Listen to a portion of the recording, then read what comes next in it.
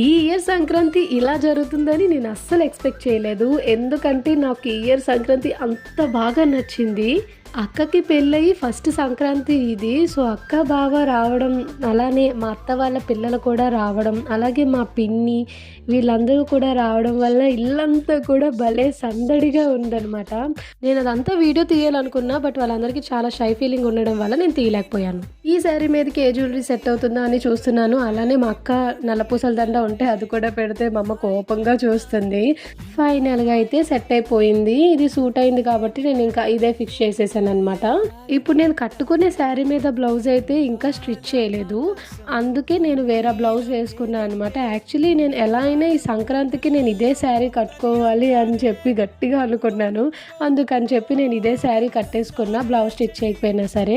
ఇంకా ఒక simple hair style వేసుకొని అమ్మ బయట ముగ్గు పెడుతుంది కాబట్టి అమ్మకి హెల్ప్ చేయడానికి బయటికి వెళ్ళాను. ఈ ముగ్గు నేనే అమ్మకి గైడ్ చేశాను. ఎలా ఉందో చెప్పండి. బట్ నేనైతే వేయలేదు. నేను వేసిన ముగ్గు మా అమ్మకి నచ్చదు. ఎందుకంటే అది వంకరగా ఉంది, ఇది వంకరగా ఉంది అని ఎన్ని వంకలు పెడుతుందో తెలుసా. ఈ ముగ్గు అంతటికి ఒక చిన్న ఫ్లవర్ వేసాను అంతే. అది కూడా ఇప్పుడు నేను చూపిస్తున్నాను కదా, అది మాత్రమే నేను వేశాను. ఇక ఆ ఫ్లవర్ వేయడం అయిపోయిన తర్వాత నేను కూర్చొని మా అమ్మ అక్కతో అలానే సరదాగా మాట్లాడుతూ కొన్ని జోక్స్ వేసుకుంటూ సరదాగా మాట్లాడుకున్నాం. ఇంకంతే, ముగ్గు కూడా అయిపోయింది కాబట్టి మధ్యాహ్నం మంచిగా లంచ్ చేసి తర్వాత ఇలా హౌసీ అయితే ఆడుకున్నాం. అదే తంబోలా ఆడుకున్నాం.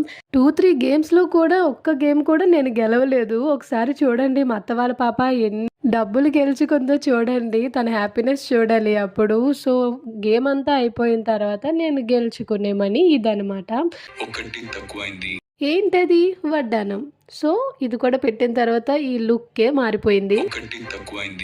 అదే కుంకుమ అనమాట. సో, ఈవినింగ్ అయిపోయిన తర్వాత మళ్ళీ మేము వైజాగ్‌లో సంక్రాంతి సంబరాలు చూడటానికి వెళ్ళామనమాట. ఎవ్రీ ఇయర్ ఇక్కడ పెడతారు. సో, ఈ ఇయర్ నాకు అంతగా అనిపించలేదు. అండ్ అక్కడ కొన్ని ఫొటోస్ అండ్ వీడియోస్ తీసుకొని ఇంకా ఇంటికి రిటర్న్ అయిపోయాం. ఈరోజు నా లుక్ ఎలా ఉందో కామెంట్ చేయండి.